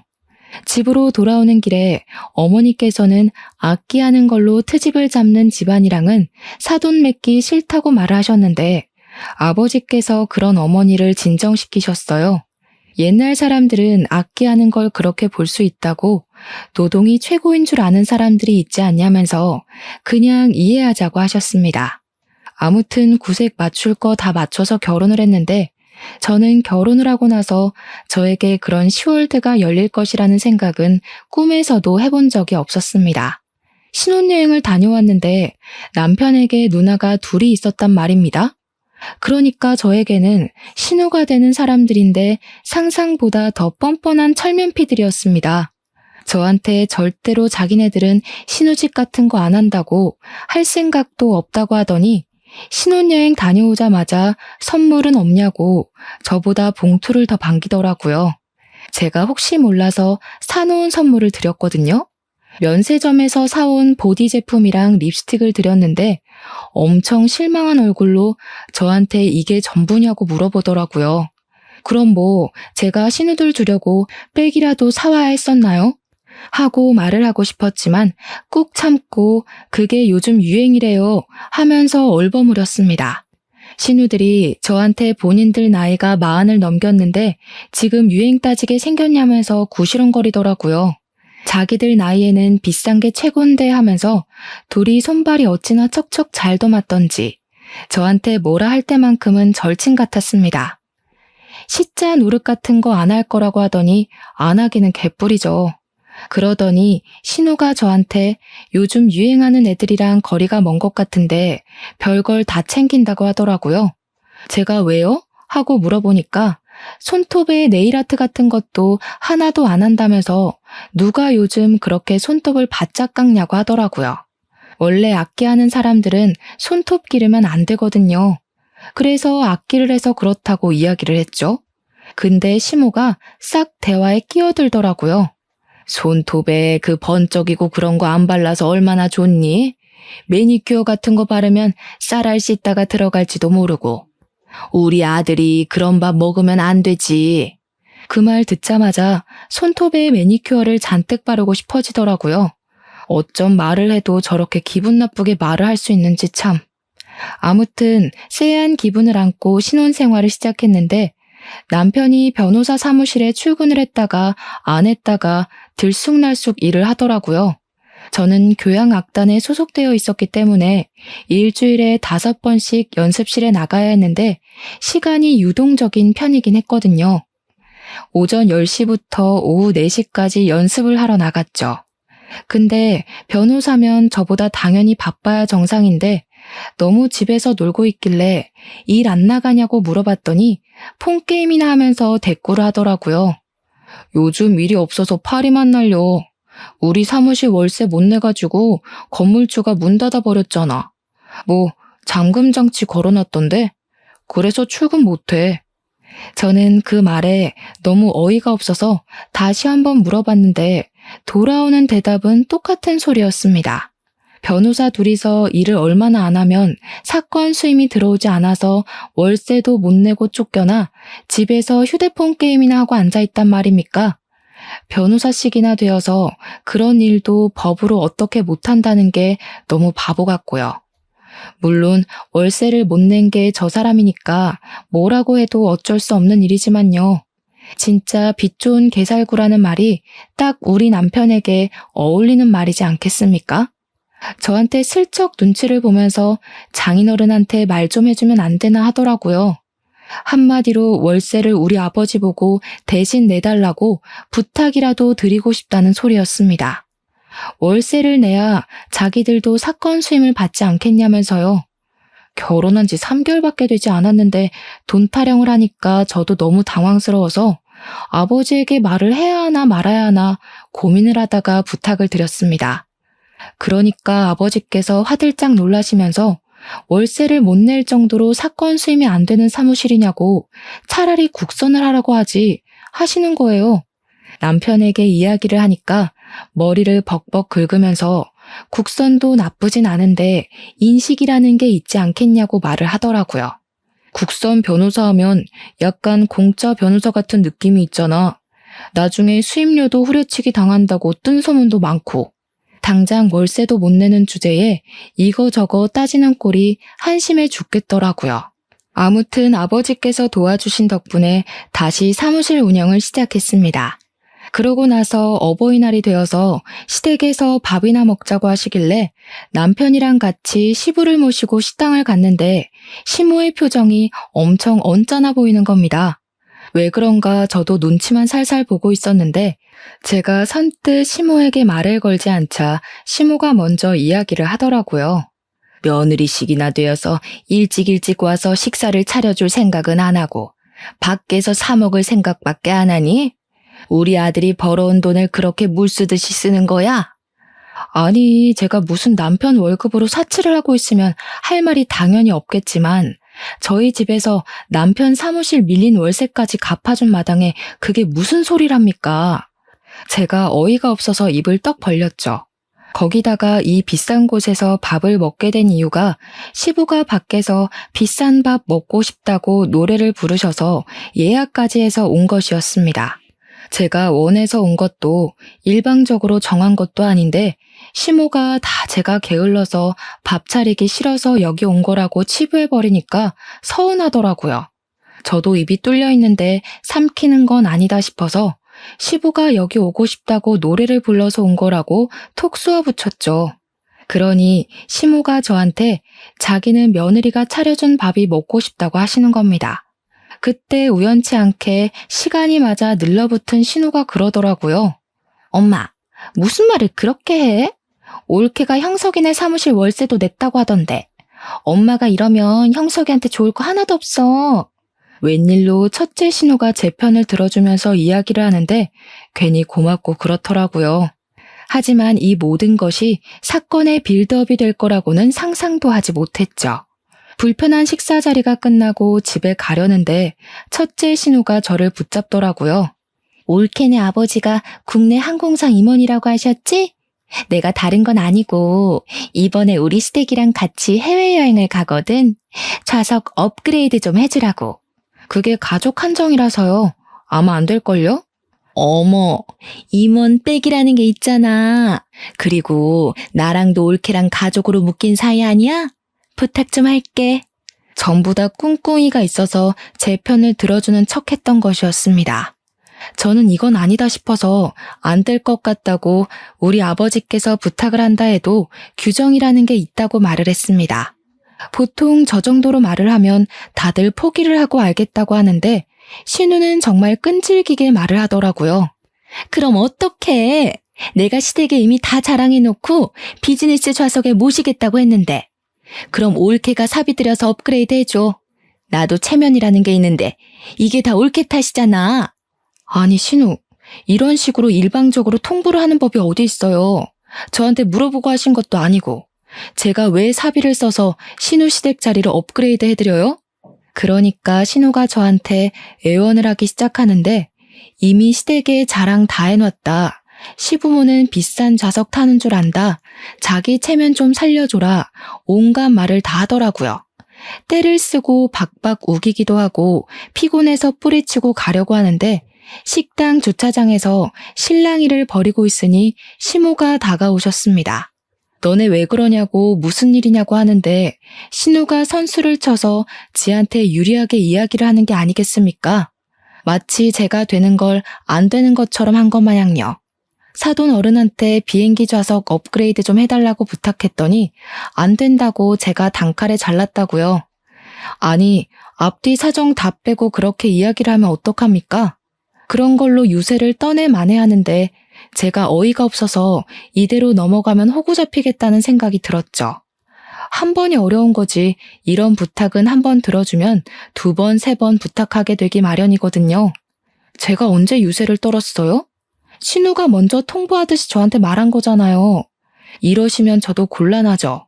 그러니까 시모가 혀를 끌끌 차면서 임원이라고 우스대더니 이런 거 하나 못 해주는 거냐고 시댁 부탁이면 자다가도 일어나서 해줘야 하는 거 아니냐고 하더라고요. 그 말에 진짜 사상이 엿보이고 저희 집을 무시하는 처사라는 게 느껴져서 저도 발끈했습니다. 무슨 시댁이 갑이고 제가 을도 아닌데 제가 왜 그래야 해요? 부부는 평등한 관계예요, 어머님. 그러니까 시모가 제 등짝을 찰싹 소리가 나게 치더니 남자랑 여자랑 어떻게 같을 수가 있냐고 하는 게 아니겠습니까? 억울하면 남자로 태어나래요. 그걸 옆에서 지켜보는 남편은 꿀먹은 벙어리가 되어서 딴청이나 부리고 휴대폰이나 보고 있고요. 배신감까지 느껴지더라고요. 바짝 고개 숙이고 부탁을 해도 모자랄 판에 당당하게 나오니까 진짜 해주기 싫더라고요. 저는 이런 부탁 못 들어드립니다. 저희 아버지는 공정하게 회사일을 하시는 분이에요. 회사에도 규율이라는 게 있습니다. 그럼 어떡해? 나 이미 시댁에 설레발이란 설레발은 다 쳐놨는데 돈도 없단 말이야. 제가 발을 동동 구르는 신우를 보고 남편 옆구리를 쿡 찌르니까 그제야 신우한테 미리미리 말을 해줬어야지 장인한테 부탁하기 어렵다고 하며 한마디 거들더라고요. 그러자 시모가 눈을 세모나게 뜨면서 장인어른이 그깟 월세 한번 내줬다고 눈치라도 주는 거냐면서 남편에게 다그치듯이 이야기를 하는데 가관이었습니다. 본인은 그깟 월세 한번 도와준 적 없으면서 말은 똑바로 해야지. 도와준 사람은 전데 왜 욕을 먹는 것도 제가 되어야 하는지 이해를 할 수가 없었습니다. 남편이 제 표정이 점점 굳어지니까 그런 거 아니라고 그냥 그런 부탁을 한다는 것 자체가 어려운 거라고 하더니 저한테 집에 가자고 하더라고요. 남편도 더 이상 이야기를 해봐야 좋을 게 없다고 판단을 한 건지 자리를 서둘러서 정리하려고 했습니다. 차에 타서 집으로 오는 내내 제 표정이 한껏 구겨져 있었는데 남편은 눈치까지 밥 말아먹은 건지 나 잘했지? 이러고 있더라고요. 그러면서 자기도 할 만큼 했으니까 저한테 아버지한테 부탁이라도 한번 해보라고 만약 비즈니스로 업그레이드 되면 서로 좋은 거 아니냐고 하더라고요. 저는 욕만 먹었는데 도대체 서로 좋은 거라는 소리는 어디서 나오는 건지 남편한테도 아버지께 그런 부탁드리는 거 눈치 보이고 싫다고 했더니 남편이 입을 다물더라고요. 그런데 며칠 뒤에 아버지에게 먼저 연락이 와서는 저에게 항공권 예약 번호를 알려달라고 하시는 게 아니겠습니까? 무슨 소리냐고 되물었더니 아버지가 그러시더라고요. 사위가 연락 와서는 신혼에 가족여행 가는 거 좌석 업그레이드 좀 해달라고 하던데? 그 정신 나간 인간이 저희 아버지께 자기가 연락을 해서 좌석을 업그레이드 해달라고 한 것이었습니다. 염치도 없게 말입니다. 제가 속상해 죽겠다고 아버지는 왜 그거 해주신다고 해가지고 나를 더 화나게 만드냐고 했더니 아버지께서 껄껄 웃으시는 겁니다. 좋은 게 좋은 거 아니겠냐고. 시댁 눈치 보는 거보다야 그냥 한번 해주는 게 낫다는 식으로 말씀을 하셨습니다. 결국에는 신우한테 항공권 예약 번호를 알려달라고 연락을 했더니 저한테 뭐라고 씨부리는지 아십니까? 어차피 이렇게 해줄 거면서 그때는 왜 기분 상하게 안 뜬다고 한 거야? 앞으로는 부탁하면 바로바로 좀 해줘. 알았지? 비행기 티켓을 그냥 취소시켜버릴까 고민을 하다가 신우 시부모로 보이는 사람 2좌석만 업그레이드를 해버렸습니다. 원래 직원 할인이니 업그레이드니 직계 가족만 가능한 거고 아버지 백으로 임의로 업그레이드하는 건데 그 식구들 전부 다 해줄 수는 없었습니다. 그러니까 여행에 다녀와서 신우가 저한테 쪽팔려 죽는 줄 알았다고 난리 법석을 떠는 게 아니겠습니까? 자기들도 당연히 비즈니스 좌석 해줄 줄 알고 한껏 으스댔는데 시부모 자리 2개만 해줄 수 있냐고 하면서 그렇게 안 받는데 올케 뒤끝 대박이라고 하더라고요. 해준 걸 감사하게 생각할 줄도 모르고 말입니다. 좌석값만 2배 차이가 나는데요. 그러면서 면세에서 제 선물 하나를 안 사온 거 있죠?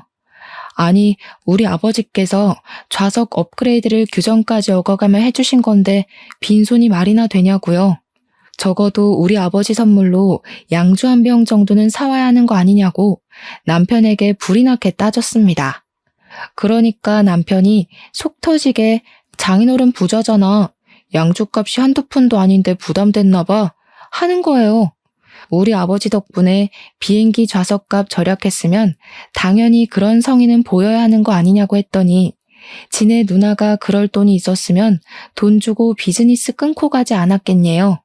그러면서 장인어른도 치사하다고 누나 좌석까지 업그레이드 해주지 이러고 있는 거예요.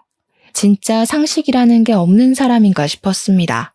그 이후에는 한동안 또 조용하게 잘 지내고 있었습니다. 조용할 땐 그렇게 평화롭고 행복할 수가 없어요. 하지만 간혹 가다가 시모가 연락해서는 우리 아들 밥은 잘 챙겨주고 있는 거 맞냐? 빨래는 제대로 해주고 있냐? 옷은 꼭 다려줘라 할 때마다 속이 뒤집어지곤 했습니다. 꼭 끝에는 우리 아들이 무려 변호사씩이나 되는데 잘 모시고 살아라 하면서 끊으시거든요. 월세도 못 내는 변호사인데도요. 그렇게 결혼한 지 8개월 차가 되었을 때 차를 받게 되었습니다. 그 차가 무슨 차냐면요. 우리 아버지께서 남편이 국산 중고차를 타는 거 보고 이제 우리 집 식구가 됐고 변호사인데 결혼 선물로 차 한 대를 사주고 싶다고 하셔서 구매한 겁니다. 무려 외제차를 일시불로 턱하니 사서 주셨고 물론 명의는 제 명의지만 남편이 출퇴근할 때 타고 다니라면서 사주신 차였습니다. 차를 받았으니 보험을 가입하는데 제가 운전자 부부 특약을 넣으려고 했었거든요. 제 명의라서 보험자 명의는 저여야만 하고 남편이 타고 다닐 차니 부부 특약이 딱이다 생각했죠. 그런데 남편이 굳이 모든 운전자가 가능한 비싼 보험을 들으라고 하는 게 아니겠습니까? 이해가 안 가서 왜 그래야 하냐고 물어봤습니다. 아니, 내가 외제차를 결혼 선물로 받았다고 자랑을 했더니 우리 둘째 누나가 타보고 싶다고 난리를 치잖아. 우리 아빠가 사준 차를 왜 둘째 신우가 타보고 싶어 해? 그럼 조수석에 태워. 운전을 시킬 필요가 있어? 우리 누나 차 봤지? 엄청 오래된 경차잖아. 가끔 놀러 갈 때 기분 내고 싶다고 차 좀 빌려달라고 하길래 알겠다고 했거든. 이게 네 차야? 우리 아빠가 내 명의로 사준 차야. 너 출퇴근할 때 쓰라고 사준 차지만 내 명의 내 차라고. 그래, 말 잘했다. 장인어른이 나랑 결혼했다고 나 타라고 사준 차잖아. 나 타라고. 너 진짜 돈 가지고 사람 치졸하게 만드는 구석이 있다? 당신이야말로 너무한 거 아니야? 어떻게 새 차가 나오자마자 신우를 빌려준 애 만에 그런 소리를 할 수가 있어. 당신 출퇴근할 때 기살라고 사준 차라고. 신우들한테 빌려주지 말고 절대로 난 싫으니까 보험은 내가 알아서 들 거야. 알겠어? 저도 너무 화딱지가 나서 남편한테 소리를 지르면서 이야기를 했습니다. 그러고 나서 운전자 부부만 가능하게 보험을 넣고 몇 주간 별 탈 없이 시간을 잘 보냈단 말입니다. 하루는 어머니께서 차 구경도 하고 싶고 얼굴도 보고 싶으니까 근교에 있는 카페에 가자면서 주말에 연락을 하신 거예요. 저랑 남편이랑 둘 다 같이 나오라고 맛있는 거 먹고 기분도 내자고 하면서 시간 약속을 잡으시길래 남편한테 이야기를 했습니다. 어머니께서 나오라고 하니까 준비하라고 했더니 남편이 엄청나게 당황하면서 오늘? 지금? 당장? 갑자기 이러면 어떡해? 하는 겁니다. 왜 그러냐고 어차피 오늘 일정도 없고 집에서 그냥 놀고 먹는 거보다 밖에 나가서 바람 쐬는 게 좋지 않겠냐고 했더니 남편이 제 눈치를 보더라고요. 밖에 나가기 귀찮은데 그냥 쉬고 싶은데 하면서 문구적 거리는데 빨리 옷 입고 나오라고 차키 내놓으라고 시동 걸고 기다리겠다고 했습니다. 그러자 남편이 딴청을 부리기 시작하는데 느낌이 진짜 쎄하게 들더라고요. 차키 어디 있냐고 재차 물어보는데 대답을 하지 않길래 설마 신우한테 빌려준 거냐고 물어보니까 남편이 그러더라고요. 누나가 조카들이랑 조카 친구 가족이랑 놀러를 가는데 차 좀 빌려달라고 하는데 그럼 어떡해? 짐도 워낙 많고 또 경차라서 고속도로 달리기가 위험하다고 하는데 조카들 사고라도 나면 큰일이잖아. 네가 책임질 것도 아니고. 도대체 내가 책임을 왜 져야 하니? 그러면서 부부싸움을 제대로 하게 되었습니다. 너무 염치 없다. 보험은 어떻게 한 거냐? 왜 나한테 상의 한마디도 없이 그런 짓을 하는 거냐고. 나를 우습게 보는 거냐고 소리를 꽥꽥 지르면서요. 남편도 할 말이 없고 자기 자존심은 상하니까 저한테 친정 식구들을 만나든 말든 마음대로 하라면서 방문을 쾅 닫고 들어가는 게 아니겠습니까? 결국 저는 너무 짜증나서 아버지께 전화를 걸어서 저를 좀 데리러 와달라고 부탁을 드렸습니다. 제가 짜증나서 정신 나가겠다고 막 울어대니까 부모님이 저 데리고 드라이브를 시켜주셨어요. 그리고 그 자리에서 모든 이야기를 털어놓았습니다. 어머니께서는 정말 경우 없는 집안이 아닐 수가 없다면서 날이 갈수록 마음에 드는 구석이 없다고 화를 씩씩 내셨고 아버지는 아무 말씀도 없으셨습니다. 결혼한 지 1년도 채 되지 않은 시점에 이런 일이 생기니까 저도 너무 속상했습니다. 그런데 진짜 더 짜증이 나는 건 첫째 신우고 둘째 신우고 둘 다 염치는 밥 말아먹은 문외한이라는 점이었습니다. 둘째 신우가 차 빌려가는 거 말고는 다른 문제가 없었기에 그나마 정상인가 싶었는데 그것도 아니더라고요. 둘째 신우가 시집을 제일 먼저 가서 딸이 하나 있었는데 그 시조카가 초등학교 3학년이었습니다. 저한테 악기를 배웠으면 좋겠다고 하면서 저에게 자기 딸이 잘하는 악기를 찾아달라는 게 아니겠습니까? 저만 해도 이것저것 다 배워보고 결정을 했던 거라 신우에게 이야기를 했더니 막무가내로 저에게 악기를 찾아달라고 생떼를 쓰더라고요. 시조카가 뭘 잘할지 제가 어떻게 알겠냐고 하면서 저도 바이올린 말고 다른 악기는 다룰 줄 모른다고 거절을 했더니 글쎄 저에게 교향악단에 한번 데려가 주래요. 거기 가면 악기 많지 않냐면서 한 번씩 해보면 찾을 수 있지 않겠냐는 겁니다. 진짜 쇼킹하죠? 다른 악단 사람들의 악기를 한 번씩 연주해보게 하면 어울리는 악기를 찾을 수 있지 않겠냐는 말이 너무 비상식적이고 무식하게 들렸습니다. 여기 계신 분들 다 프로이시고요. 자기 악기를 남의 손에 맡기는 일은 절대로 하지 않으세요. 그러니까 까다롭게들 군다면서 구시렁거리는데 그 정도는 상식 아닌가 싶더라고요. 뭐든 자기 손탄 물건은 남에게 빌려주지 않는 법이지 않겠습니까? 아무튼 악기를 배우고 싶다고 하길래 제가 그럼 바이올린을 배우겠다고 하면 직접 가르쳐줄 수 있다고 하니까 저한테 쓰다 남은 악기 없냐고 하더라고요. 악기값이 비싸서 얼마나 배울지도 모르는데 돈 주고 사기가 아깝다고 그래서 제가 그냥 딱 잘라서 말을 했습니다. 돈 걱정하실 거면 악기는 하지 않는 게 좋겠다고요. 유지비에 레슨비에 악기값에 돈 엄청 깨지는 일이라고 말입니다. 그 이후에 돈이 많이 든다는 말에 오기가 생긴 건지 뭔지 저한테 음악 쪽 일을 시키고 싶은데 싸게 후려칠 수 있는 방법 좀 알려달라고 둘째 신우가 쪼아대고 첫째 신우는 둘째 신우만 차 빌려주냐고 본인들도 빌려달라고 닥달을 하고 거기다가 시모는 자기 아들이 왜 이리 말랐냐면서 변호사 마누라씩이나 됐으면 사건을 좀 턱턱 물어와야 하는 거 아니냐면서 제정신 아닌 소리를 아무렇지 않게 하더라고요. 결혼한 지 1년쯤 되었을 때 저는 빠질 데도 없는 살이 5kg나 빠져 있었습니다. 보다 못한 우리 어머니께서 이혼하고 다시 집으로 돌아오라고 하셨고요. 제가 교행 악단 정기 공연을 준비하는데 계속 전화해서 방해하고 일을 시키려고 하고 마음에 안 드는 티를 팍팍 내니까 너무 지쳐버린 거죠. 남편이 중재라도 하면 다행인데 계속 우리 가족한테 그것도 못해줘? 이 말만 반복하고요.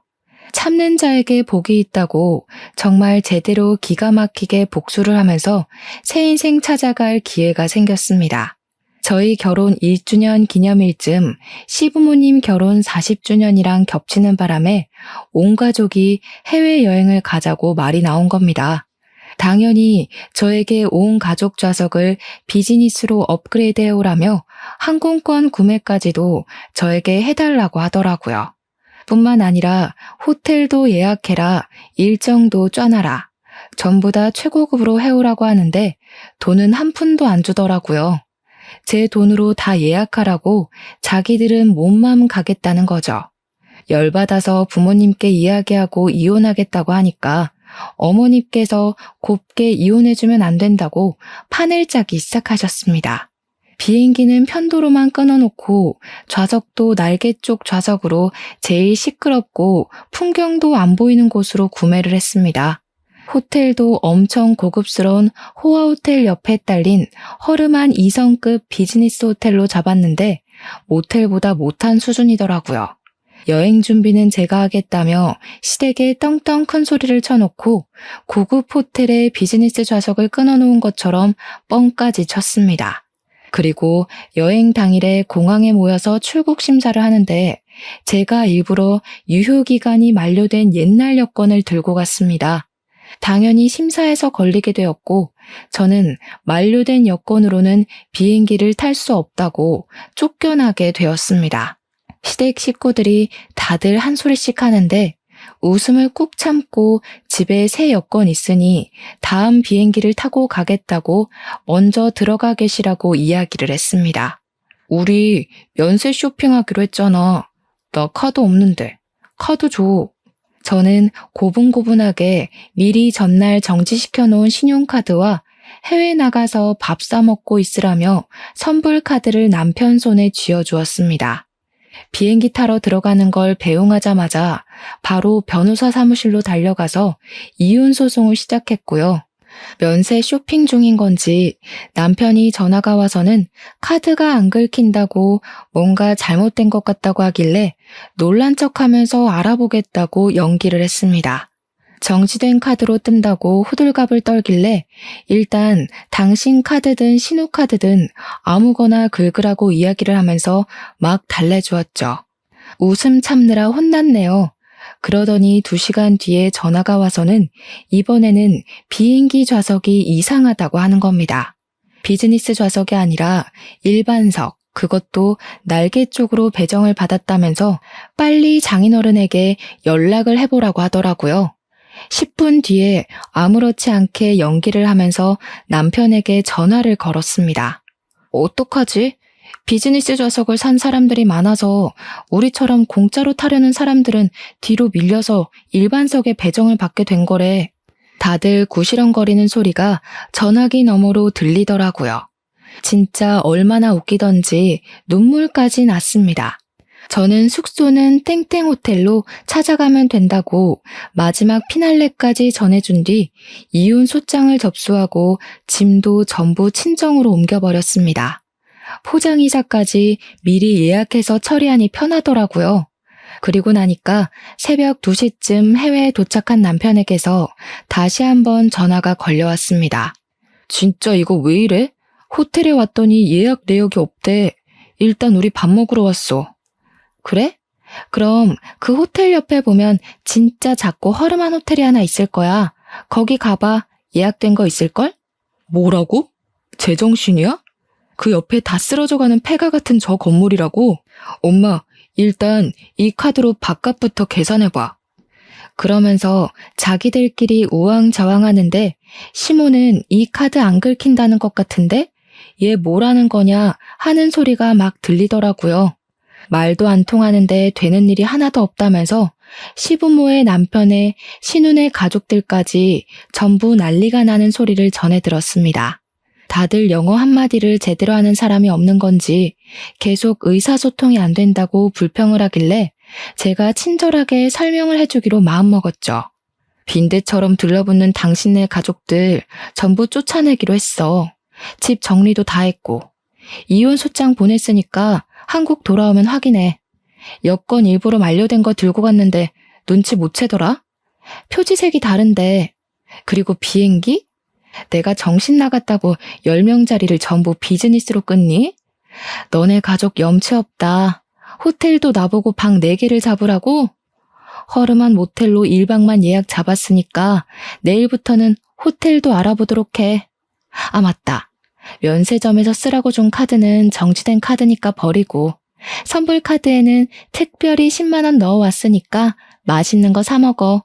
돌아오는 비행기 티켓도 알아서 끊어서 와. 그랬더니 야 난리가 났더라고요. 바로 전화 끊어버리고 무음으로 돌려뒀습니다. 제가 전화를 받지 않으니 문자로 욕을 보냈다가 돈 좀 빌려달랬다가 미안하다고 했다가 또 욕을 하다가 무슨 모노드라마 보는 줄 알았습니다. 그 사달이 난 지 딱 3일이 지나서 친정집으로 시부모와 남편이 찾아왔더라고요. 우리 부모님께서 태연하게 무슨 일이냐 하니 시모가 씩씩거리면서 저 못 배워 처먹은 이러는데 우리 어머니께서 남편의 뺨을 제대로 치셨습니다. 뭐? 못 배워 처먹어? 누가? 내 딸이? 어디 빈대 같은 거지 새끼들이랑 사돈을 맺어가지고 여기 와서 난리 그만 피우고 이혼 소송 준비나 잘하셔. 위자료며 뭐며 우리 변호사가 최고액으로 때릴 테니까. 이번 여행에서 돈 좀 썼을 텐데 준비 잘하라고. 그러고는 소금 어딨냐 하길래 제가 굵은 소금 한 포대기를 드리니 그걸 전부 시부모와 남편에게 쏟아 부으시더라고요. 시모가 악소리 한번 못 내고 쫓겨나고 나서는 문 앞에서 고래고래 소리를 지르면서 문 열어 죽여버릴 거야 하면서 한 30분을 안 가고 버티더라고요. 결국 옆집에서 시끄럽다고 경찰에 신고를 했고 출동한 경찰이 시부모와 남편을 잡아갔습니다. 그 이후에 남편은 이건 아니다 싶었는지 찾아와서 빌고 연습실까지 쫓아오고 했는데 그때마다 경찰을 부르고 스토커로 신고를 넣었습니다. 그게 누적이 되니까 이혼 소송에서도 유리하게 작용을 하더라고요. 저는 소송을 시작한 지 4개월 만에 이혼을 했고 위자료도 1,500만 원을 받게 되었습니다. 제가 시댁에 쏟아부은 돈에 비하면 얼마 안 되는 돈처럼 보이긴 하지만 그래도 해치워서 속이 얼마나 시원한지 모릅니다. 이혼한 지 지금은 8개월 정도 지났는데 전 남편은 그때 해외에 나가느라 쓴 카드값을 갚아내느라 난리도 아니라고 하더라고요. 사건이 잘 잡히지 않은 탓에 국선 변호사 자리에 들어가고 싶다고 난리를 친다던데 신우들이고 시댁이고 서로 나몰라라 하고 덤터기를 다 전 남편에게 씌웠대요. 그리고 저한테 돈 좀 빌려줄 수 있냐고 연락이 왔는데 말이죠. 제가 정신 나간 것도 아니고 빌려주겠나요? 바로 차단부터 넣었습니다. 전전긍긍하는 모습을 보니 웃겨 죽겠더라고요. 이래서 수준 차이가 나는 사람을 만나면 안 된다는 걸 깨닫게 되었습니다. 겉모습에 현혹되지 않고 속 알맹이는 보는 사람이 되려고 노력 중인 지금 좋은 사람이 다시 한번 나타나길 바라며 글을 마무리하겠습니다. 길었던 제 사연 들어주신 여러분 정말로 감사합니다.